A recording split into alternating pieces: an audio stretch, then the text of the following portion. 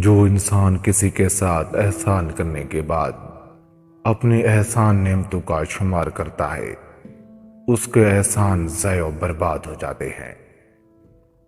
جو شخص اپنے پڑوسیوں کے ساتھ احسان کرتا ہے، بہت سے لوگ اس کے خدمت گزار ہو جاتے ہیں۔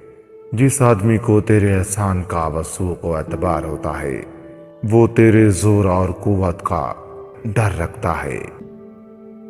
جو لوگوں سے نیکی اور احسان کرتا ہے، وہ ان کے نزدیک قابل حمد و تعریف سمجھا جاتا ہے۔ جو آدمی اپنے دشمن کے پاس رہتا ہے، اس کا بدن غم سے گھل کر لاغر ہو جاتا ہے۔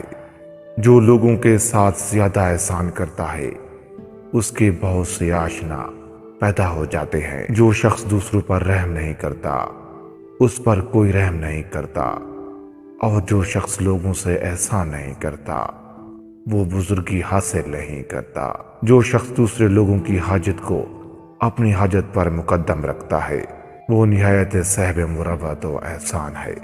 جو شخص برے آدمیوں سے احسان کرتا ہے، وہ ان کے شر سے سلامت نہیں رہتا۔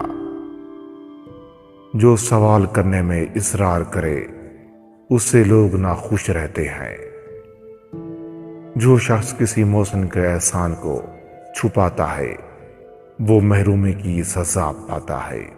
جو شخص باوجود قدرت کے لوگوں کے ساتھ احسان نہیں کرتا، اس کی قدرت و طاقت ختم و ذیل ہو جاتی ہے۔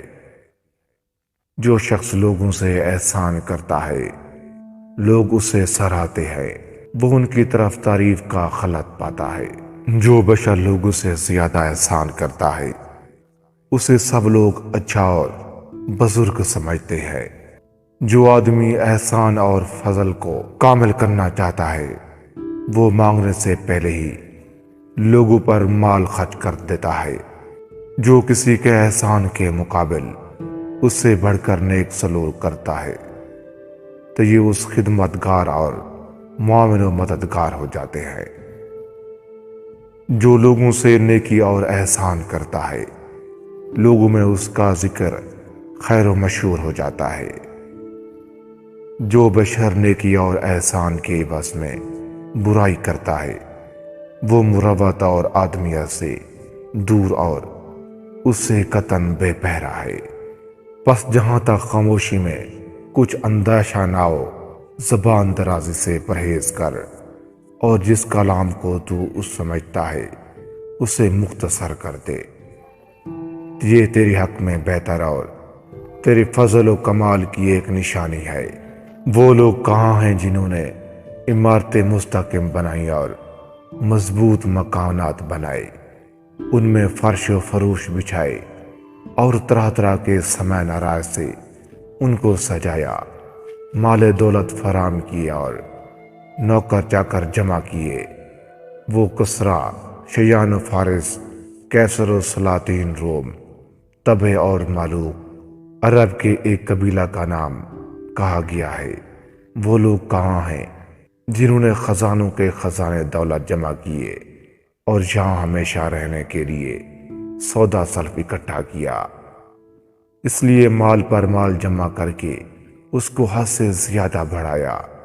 کہاں ہیں وہ لوگ جنہوں نے مضبوط قلعے بنائے اور ان کو پیش بھا اور قیمتی آلات سے مزید عریش و عزیز سے تیار کیا؟ کہاں ہیں وہ لوگ جنہوں نے بہت سا مال و دولت جمع کیا، اپنے ارد گرد پہرا رکھا اور یہاں ہمیشہ رہنے کے لیے سودائے خام پکایا اور اپنے غلط خیال میں پڑے رہے؟ اور سب سے اچھا مال وہ ہے جس کے ذریعے بڑے بڑے لوگ تابعدار ہو جائیں۔ سب سے بڑھ کر پاک مال وہ ہے جو حلال طور سے حاصل کیا جائے۔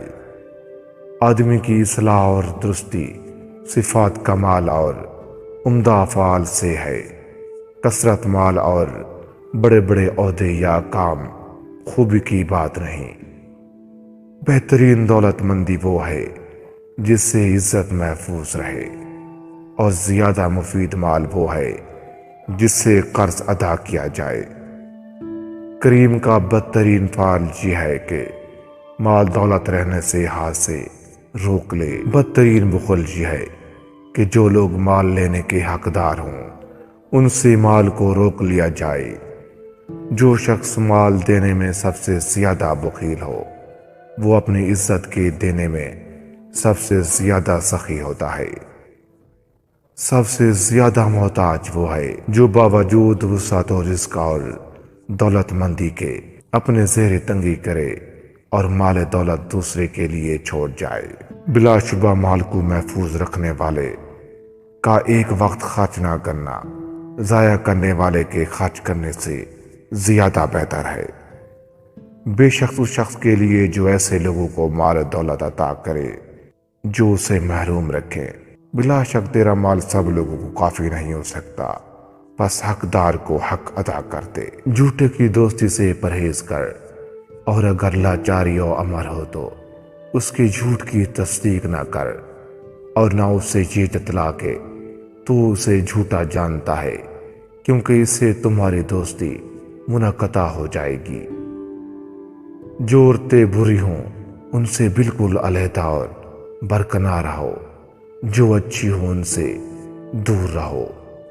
سرکشی سے پرہیز کرو، ہر ایک ایسے کام سے پرہیز کرو جس کے کرنے والے سے پوچھا جائے تو اس کے بتانے سے شرم اور اس کے کرنے سے انکار کرے۔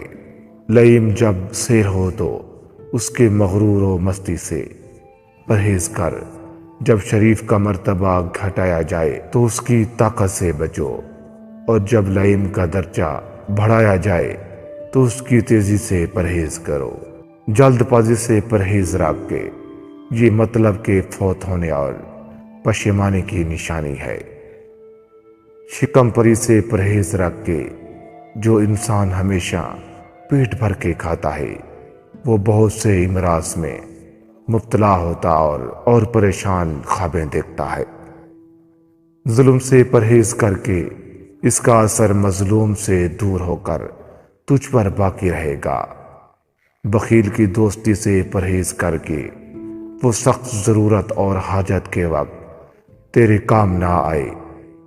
کمینے پر بھروسہ کرنے سے بچو، وہ اس پر بھروسہ کرنے والے کی ہرگز مدد نہیں کرے گا۔ حسد سے پرہیز کر کے نہایت یہ بری خصلت اور سخت چیز ہے۔